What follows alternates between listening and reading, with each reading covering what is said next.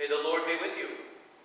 I'm Pastor Richard Ziley, the pastor at St. John's Lutheran Church of Taylor, Michigan, a congregation of the Lutheran Church Missouri Synod. And I'd like to explain to you why ministers wear those funny robes.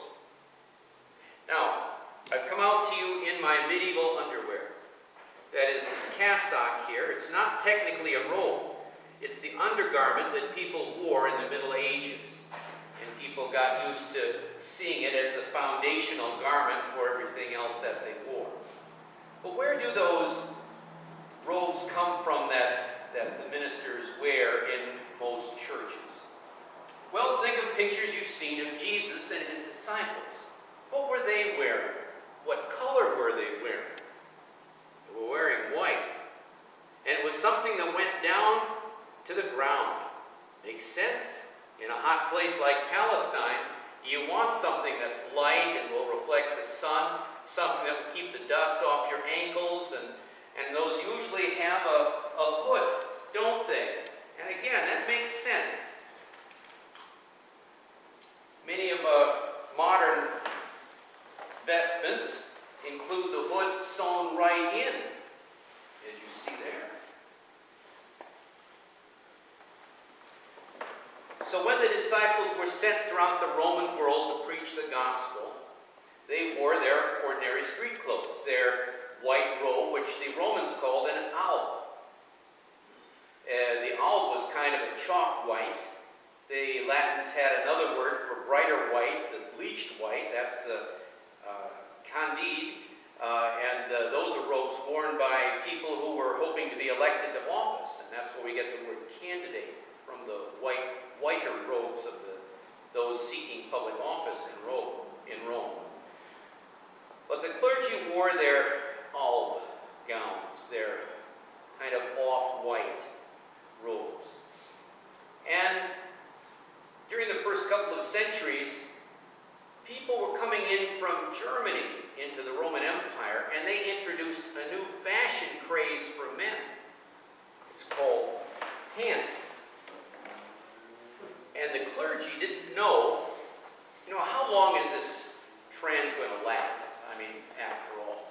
So they tended to be kind of conservative, and they continued to wear the white robe that went down to the ground. And pretty soon all the men in church are wearing pants, and the clergy are wearing these white robes. And it caused people to ask themselves, why are the ministers wearing these white robes?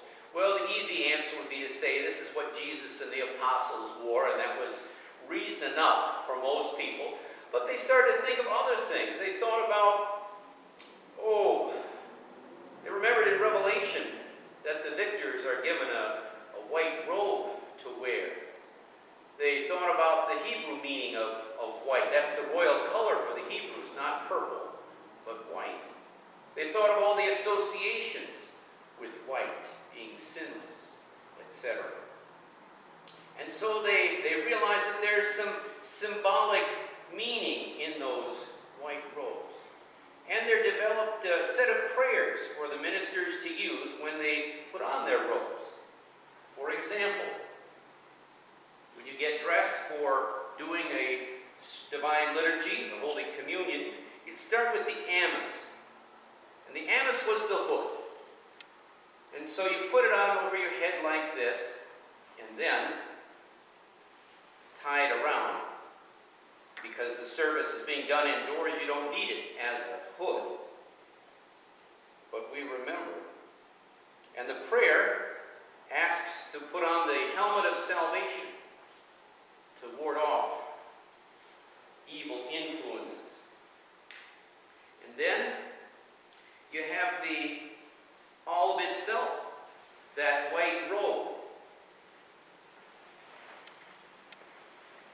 We think of being covered with the righteousness of Christ. And that's the real meaning of these white robes. Remember Jesus' parable of the man who was invited to the wedding feast by the king? He wasn't wearing the robe that the master gave, and so he was thrown out. So no one is admitted into the kingdom of heaven unless he have the righteousness, put on the righteousness of Christ. And that's important to remember. You know, as a minister, I don't appear before you in my own clothes, in my own righteousness. I appear as a messenger on behalf of someone else. And I'm clothed in the righteousness of Christ. By myself, I'm a sinner, and I may do many things for wrong reasons. That's why I need to be clothed in the righteousness of Christ. And you know, this is the custom for many aspects. Whoever appears before the altar wears white. Think of the assistants, the assisting ministers. They wear white. Think of the acolytes. They usually wear white. When the bride appears before the altar, she wears white. I'm old enough to remember when the groom as well as the bride would wear white when appearing before the altar. Confirmands, when they're received into church membership, they are often given white robes to wear. So that's the church's general custom and tradition, a meaningful one that is 19 centuries old by now. So whoever appears before the altar should wear white. Now the alb is secured in its place by a cincture. The Old English word for cincture is girdle, because I'm girding my loins here. And the traditional prayer for putting on the cincture is that I may be delivered from lusts of the flesh, and that I may have the continence required for this work. And then there is the maniple. The maniple is worn over the left arm, and its history is very similar to that of the necktie. You know, the necktie originally was a kind of handkerchief, and you were supposed to use it to wipe your brow when you're sweaty and maybe blow your nose in it if you had to, but then they became ornamental. In fact, I even have an ornamental handkerchief at home, one that you're supposed to wear in your pocket, and it looks colorful rather than one that you're really supposed to blow your nose into. Well, just as the necktie became ornamental, so the amice became ornamental. Originally it was to wipe your brow, but now it's simply decoration. But remember its original use for the prayer as you put on the amice. Ask that God may make me worthy of my labors in his kingdom. And then there's the stole. In Roman times, the stole was given to people who held a public office. And when ministers were recognized by Constantine, they were given stoles. It's a sign of their office in the church. The office of the keys.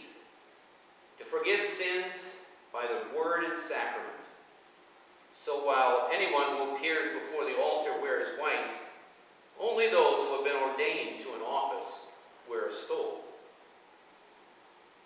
Those who have been consecrated as deacon wear a stole on the shoulder, and it goes over like this. But the pastor wears it over both shoulders, and the older custom is to cross in the middle and secure it in place with the rope of the cincture. The prayer for putting on the stole asks that God would restore to us the stole of immortality which was lost by the sin of our first parents. And finally, when celebrating Holy Communion, is the chasuble. The chasuble is the overcoat. The word means little tent in Latin. And it was the coat, or like a poncho, that would be worn in the Middle East and continues to be used in the church for the celebration of Holy Communion and no other service. Occasionally, there's the use of a coat, which sounds like a cape, and it looks very similar to that, and that's what's worn for other festival processions and celebrations, rather than the chasuble. So this is why ministers wear these special vestments because they encapsulate a lot of church history, memories that go back to the times of the apostles, the very clothes that the apostles and our Lord wore. And I hope that you'll remember some of those things when you see the minister wearing something very different from street clothes when he conducts the service. May the Lord bless you.